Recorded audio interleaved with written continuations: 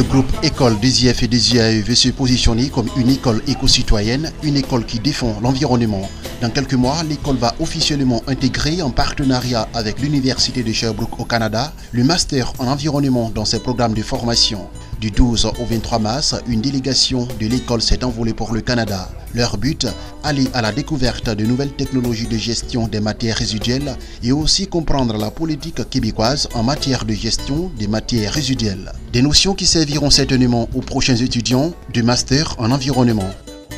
Ce que nous sommes en train de faire est comme un support pédagogique pour nos futurs étudiants.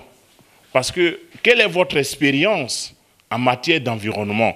Si vous dites que vous voulez lancer un master en environnement et développement durable, alors on dira, nous avons organisé un premier séminaire en Côte d'Ivoire avec succès, avec M. François Lafortune sur la gestion des matières résiduelles.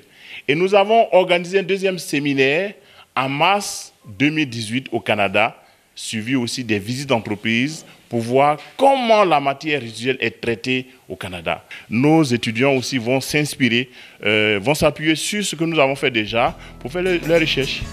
Le master en environnement débute à la prochaine rentrée académique en octobre prochain au groupe École des IF et des IAE. Les programmes sont déjà conçus par le partenaire canadien, l'Université de Sherbrooke.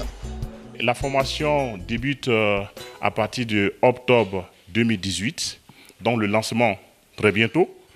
Et il faut avoir une licence en environnement et un entretien.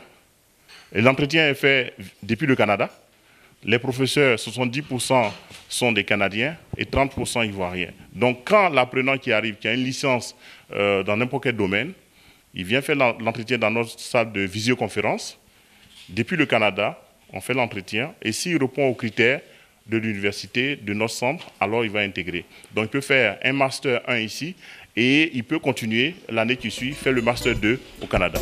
Dans le mois de septembre, une autre délégation du groupe École des IF et des IAE se rendra au Canada juste avant la rentrée académique, avec une seule mission, positionner le groupe École des IF et des IAE dans la redynamisation du secteur de l'environnement en Côte d'Ivoire.